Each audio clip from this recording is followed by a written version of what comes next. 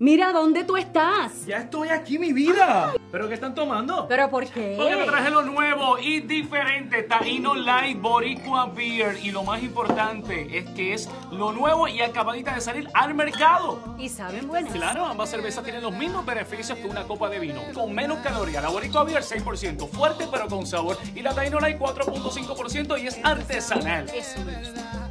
Somos familia, calidad y sabor. Visita boricuabeer.com.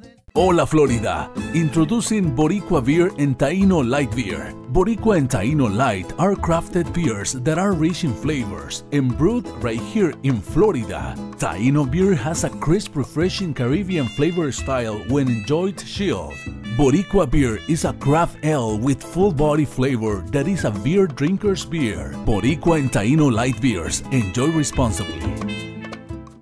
I am for the child who's had 7 addresses in a single year because she's in foster care, because her father abused her, and her mother couldn't believe her. She is the child I am for. I am a volunteer child advocate.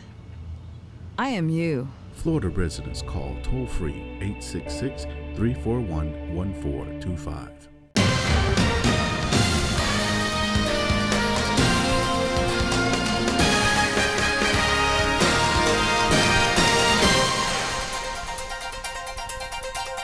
Hi, I'm Danny Ramos and welcome to Hispanic Speak Out TV, brought to you for the past 15 years on Bright House Cable.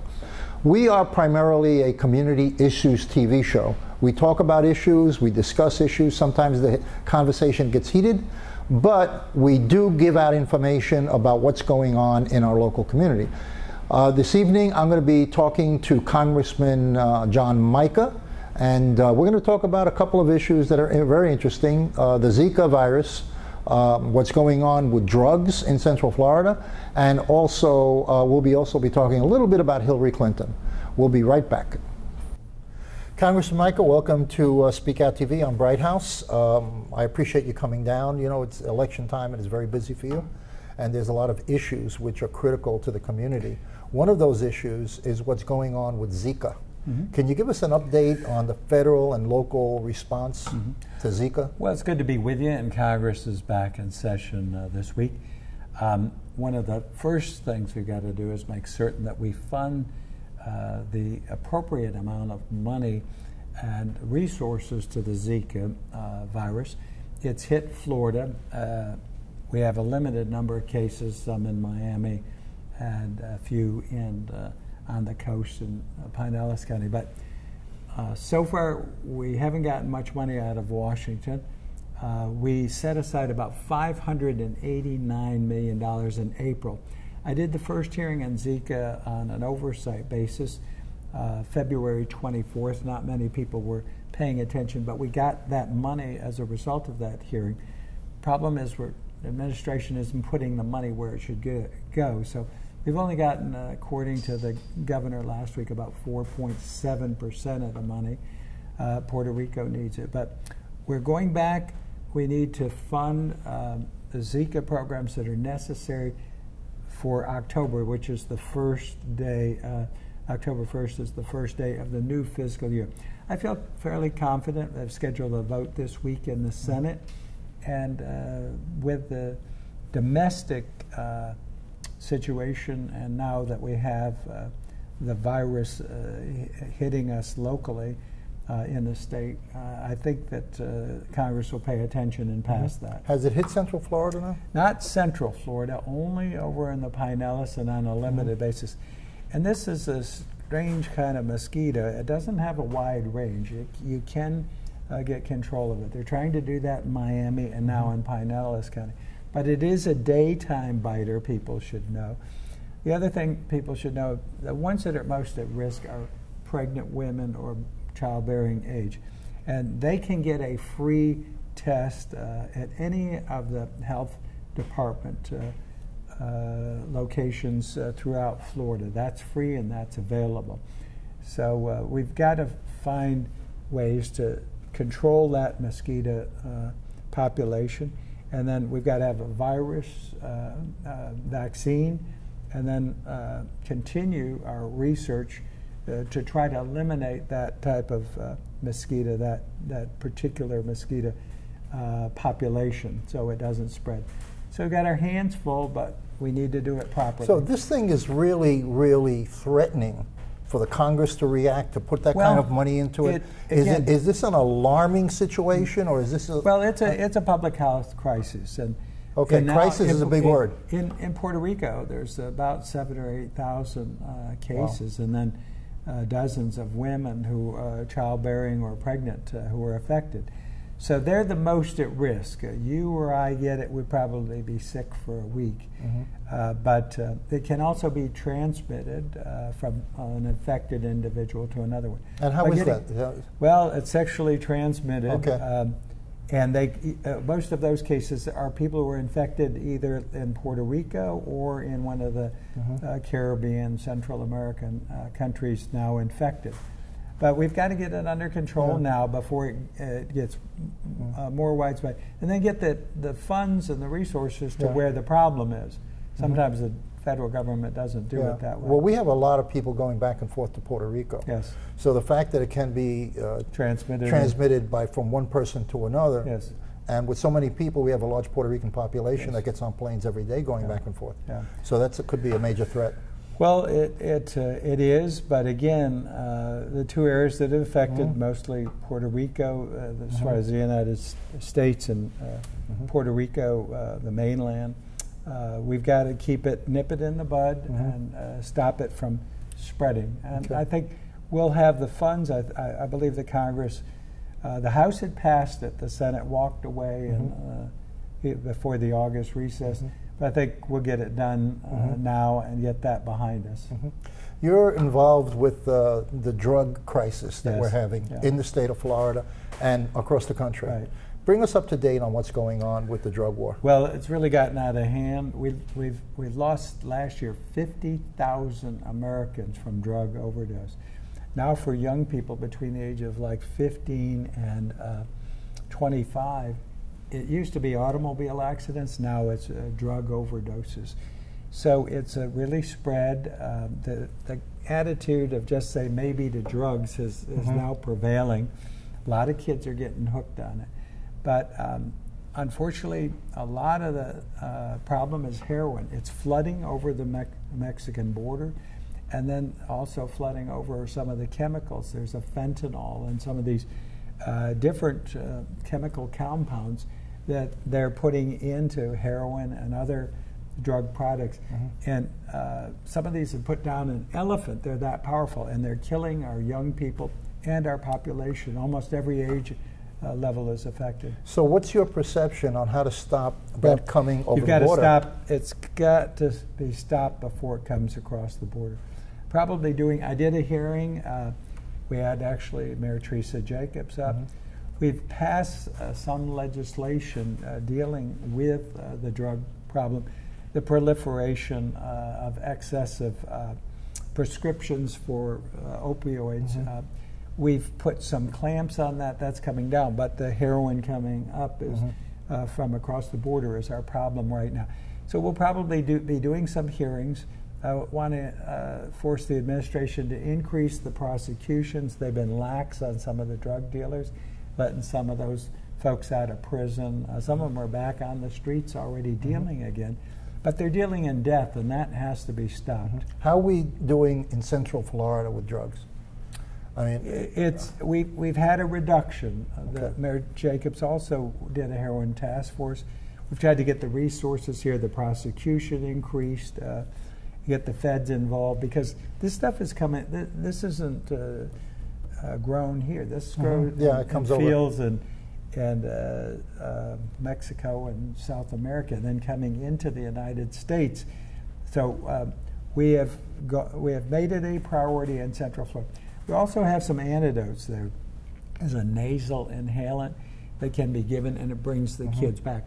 One police chief told me that one student in 1 week was brought back 3 times.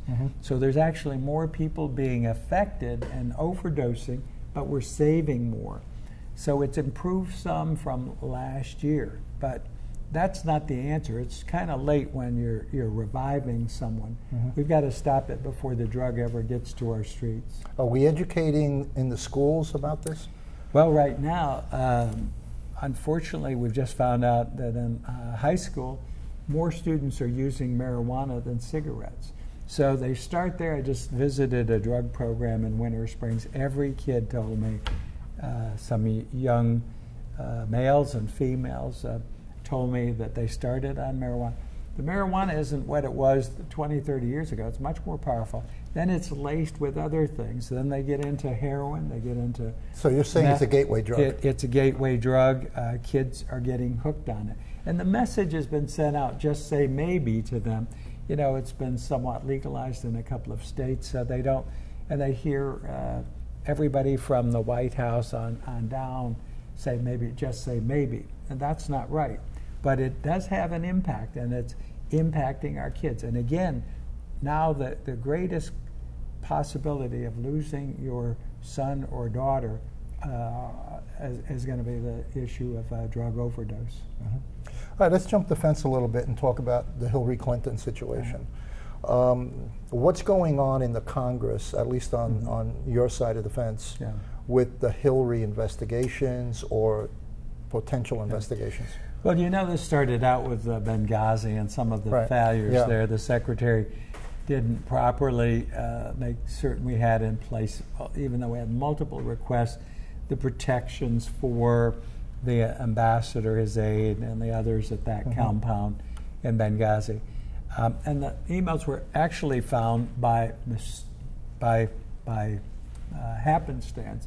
It wasn't something we went after. But that has resulted in a whole bunch of incredible revelations.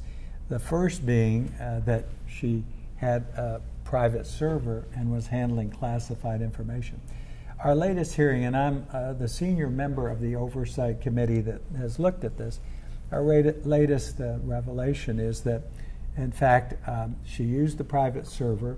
She had told the FBI and others that she did not handle any classified information. So that turned out to be false. We had the FBI director basically said she lied. We found out that not only did it handle it, that she had received and also sent some. That turned out to be not the truth. There's a whole series of things that she told FBI. Then we took back part her testimony in Congress, and the public has seen the hearings. So that has resulted in what's called a referral. Now, if you saw the last hearing when we had Comey and the FBI director, we asked, well, what's the next step? He said a referral. So we have gone through the testimony. We find that she did not tell Congress the truth or lied. That could be perjury, and that information has been sent now to FBI and the Department of Justice for referral for perjury. Do you think that the FBI, based upon its last, because there was a lot of questions about the way the FBI reacted when the director of the FBI said that they weren't going to take it to the Justice Department. Yeah, and well, a lot of Americans don't agree with that. Yeah, the whole thing sounded fishy, and when Comey was before me, I asked him about the scenario. On a Monday before the 4th of July, he meets with the Attorney General in a plane, which is very unusual. On a Thursday or Friday, he says he's going to take whatever the Department of Justice decides. On Saturday before the 4th of July, his agents go in. She wasn't under oath. They have no full recording of what she said. He couldn't tell me whether it was a unanimous decision of everyone who interviewed her. Again, a whole bunch of things that we think were improper. Then 4th of July, Sunday and Monday is the 4th of July. On Tuesday morning, he stands up, says we're not going to prosecute. The next day, the Attorney General said she's dropping the case. I mean, that's all within 7 or 8 days. It sounds awfully fishy to Congress and to the American people. Yeah, I watched that statement that the FBI director made, and during his language, he brought me halfway through his speech, and I said, they're going to prosecute her. They're going to recommend that it be opened as at the Justice Department. And then all of a sudden, it went flat. They did a 180. Yeah. So we're looking at that too, and we're asking for different documents. We've just received a 302, which is the summary of the interview of Hillary Clinton. We want to interview those who interviewed her and find out what was the basis and what information went to the FBI director, and then how did he reach his decision so suddenly, and then decides not to prosecute so quickly, and then the case is dropped. Will this, you're looking into it by Congress, will that be before the election? Well, right now what we've done is we've sent all the information from the hearing, and we made a referral. And the referral basically says this witness, whether it was Secretary of State or anyone else who came to us, did not tell us the truth. And here's the FBI director who confirmed it. So we're sending that referral over. She could be charged with perjury. Now, who does the referral go to? Well, both FBI and the Department of Justice, and that's a little tough. Yeah, that's going to be very tough. Yeah, that's a. I mean, even the fox skirting the hen really, it is the fox watching the hen house at this point, especially after the meeting that Bill Clinton had. Yes, on the plane. On the plane exactly. with Loretta Lynch. Yes. You know, so all of this behavior is so questionable, and unfortunately, a large portion of the American voters are really uninformed or don't watch the issues carefully. So they get the sound bites, only the sound bites. This really isn't political. She shouldn't be treated any differently than anyone else, but she did handle improperly classified information, and I've heard from dozens of people who have had the book thrown at them because they did the same thing. So but they shouldn't be she shouldn't be treated, or anyone else treated differently under the law. I understand that it came out recently that she used a very unique program to erase her emails. Well, it was very sophisticated. Yeah. Well, we've had stories on the emails about them not being erased, all turned over. Then we found thousands more. We've some have disappeared. Okay. It's a cat and mouse game. Really, very high stake cat and mouse game. Yeah, but again, what we try to do, you try to drill down and get the truth and hold people accountable and responsible. That's what the people, I think, deserve. Well, Congressman, we run out of time. Thank you so much for being here.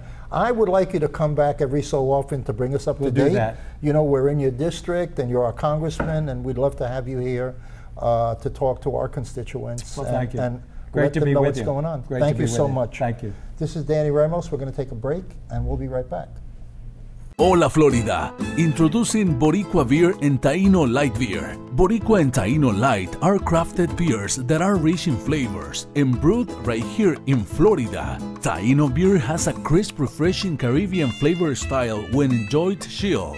Boricua beer is a craft ale with full body flavor that is a beer drinker's beer. Boricua and Taino Light Beers, enjoy responsibly. I am for the child who's had 7 addresses in a single year because she's in foster care, because her father abused her, and her mother couldn't believe her. She is the child I am for. I am a volunteer child advocate. I am you. Florida residents call toll-free 866-341-1425.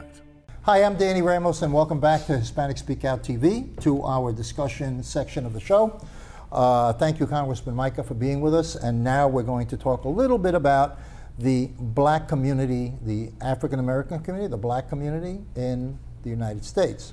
Okay, so we're seeing different kinds of expression of civil disobedience, of distaste by certain people of the United States flag and America. What is the logic of a guy who makes $10 million a year okay, who is taking the money from the system, okay, and is not actively taking the money he makes and putting it into his own community. Well, you don't know. What is the logic? You don't know that he's not doing that. I can tell you that he's not doing it in any way that makes a difference. And maybe I should call him up. Seriously. So, hey, Kaepernick, you want to make a difference? Yeah. I do EDU TV. Well, you should do that. You're right. You should do that. And I'm going to do that, because, Mark that. I'm going to you know, the reality is, I agree with what's going on in the black community to a certain extent. Mm-hmm. I believe that the political system has strategically, and this is a big statement that I'm making, held back the black community from success. I did see that in the Hispanic community in New York when I was very active in politics in New York. How did I see that in the Hispanic community? Because they did not want people to leave the Hispanic community. Because once they leave the Hispanic community, it underroads the political base of that community. And that no longer becomes a political powerhouse. Mm. And I saw it in New York. And that was 40 years ago. I'm still seeing it going on now in the United States. You know, and I can address this to you two guys. The Hispanic community has grown economically in the United States to the point that the Puerto Rican community is evolved. Okay? The next community that evolved was the Cuban community. Now you have immigration coming in with other Hispanics that are evolving. For the majority, the black community has not evolved over the past 40 years since the Civil Rights Act was passed. Why is that? Well, either one of you. Go ahead, Bill. Go ahead, Bill. Then I'll educate you on this. The reason I believe that the black community has not evolved economically faster than the Hispanic community is because that they have put all of their dollars into a voting bloc called the Democratic voting, the progressives. If you look at the top 50 major United States cities, they are run by liberal Democrats. So that money that supposedly during the Johnson administration, during the Great Society, the Civil Rights Act, that money that was supposed to go into these inner cities went into the pockets of lobbyists and politicians run by the Democrats. And so right now, Donald Trump is hitting a nerve that I say in my book that black people need to make the Democrats be accountable. In other words, don't take for granted their vote over the last 50 years. And some of the leaders in the black community are talking to the other blacks to say, let's give a look at this election. Let's look at what Trump may be seeing, because he wants school choice. Hillary Clinton does not want school choice. He wants better conditions. He wants better jobs, and he wants all this where the Democratic Party over the last 50 years has taken advantage, and I believe that's the reason that they haven't they haven't evolved. Progressed economically compared to other people. Yes. You got the next 4 minutes. I'm not going to say blacks have not evolved, right? Certain segments. Economically. No, economically, certain on an average, they have not. On average. However, Danny, there are certain segments of the black community that's done extremely well. Okay? Yeah. Right. Now, as a whole, we have no. not. And let me tell you why. Tell me why. It's not the Republicans' fault. It's not the Democrats' fault. It's our fault. The day that Barack Obama won presidency, I said, you know what? You really can become whatever you want to be in this country, right? When that happened, I said, you don't blame anybody. You take your butt to school. You listen to your teachers. You try to stay out of trouble. Beyond just normal kid stuff. You stay out of trouble. Keep your nose clean. Become an entrepreneur, right? Build your own business like a lot of the rappers have done. Go to college, right? Take up a trade, which is what blacks used to do back in the day. And I just don't know how we became a lot of us just so messed up, right? Let's take. Can I? Hold on. No. You had a 5. Okay, that was his time. What he said. What I just want to say, what's going on in Chicago? What is happening? What is the cause of Chicago? Chicago is a city that has a mayor who is fully knowledgeable about the political process with connections in Washington for money. Why last week were there 57 shootings of black Americans in Chicago? Why were there 10 murders, including the murder of the cousin of a major star. Why? And she was pushing a baby. What is going on that makes Chicago that way? Go ahead, Bill. No, I want you to do it. Okay, good. Okay. Danny, for the life of me, funny you should bring that up, right? I was talking with another black friend, and we both agreed, you know what, man, this is messed up. I think Obama, right, and I like him, and Emmanuel, they need their butts kicked. You can't go in there and straighten that out. We're over there beating down ISIS with drones, and we can't go in there and take that city back. Okay, that's one thing I disagree with him on. Okay, and again, I'm not going to bring the Democrats, Republicans, who's ever there. That situation needs to be fixed, and it's so weird because it's not happening in New York, Miami, and these other places. I'm sorry. You got a minute? Go ahead. Okay. Listen. The reason for this mess, in my opinion, is you say don't blame the Democrats, don't blame the Republicans. Right. Blame the people. I agree to a degree that you got to take ownership of each person. Right. But if you don't know how to draw on your character, that's what this Colin Kaepernick thing is. He is a multi-millionaire person, and he is complaining about oppression when where he should be is going into the black communities and saying, get an education, be a good dad, no single parents, stay off the drugs, do this, as opposed to I'm making $16 million and I want to whine because I don't believe America loves me. I think you're both right to a big extent, and I appreciate what you said because it was very honest and very direct. Yeah. I think that everybody, and when they say that America is racist, you wouldn't have a black president for 2 terms. Right. Because it's the white community that put him over. That is correct. The black community and the Hispanic community cannot elect a president. That's correct. Well, they played an important role. They played an important role. 14% of the vote in one case, and maybe 15% in the other case. But you're right. But without white America, there would never be a black president. So the white community, the voting educated white community, let me clarify that.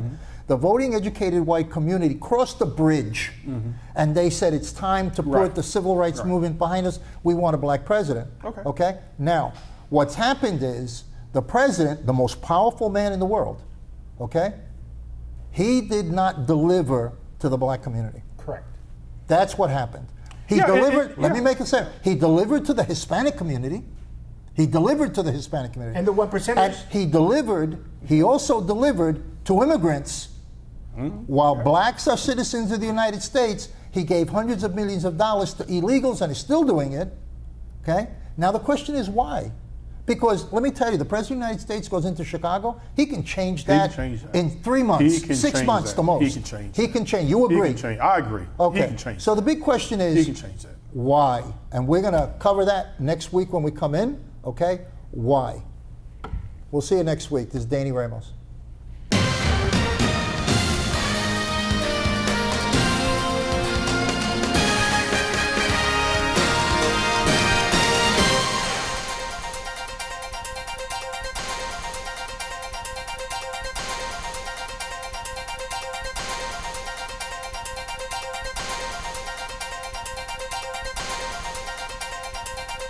Hola Florida, introducing Boricua Beer and Taino Light Beer. Boricua and Taino Light are crafted beers that are rich in flavors and brewed right here in Florida. Taino beer has a crisp, refreshing Caribbean flavor style when enjoyed chilled.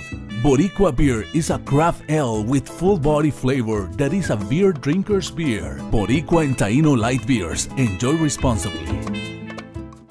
I am for the child who's had 7 addresses in a single year because she's in foster care, because her father abused her, and her mother couldn't believe her. She is the child I am for. I am a volunteer child advocate. I am you. Florida residents call toll-free 866-341-1425. Mira, ¿dónde tú estás? Ya estoy aquí, mi vida. ¿Pero qué están tomando? ¿Pero por qué? Porque te traje lo nuevo y diferente, Taíno Light Boricua Beer. Y lo más importante es que es lo nuevo y acabadita de salir al mercado. ¿Y saben buenas? Claro, ambas cervezas tienen los mismos beneficios que una copa de vino, con menos calorías. La Boricua Beer 6%, fuerte pero con sabor. Y la Taíno Light 4.5% y es artesanal. Eso me gusta. Somos familia, calidad y sabor. Visita boricuabeer.com.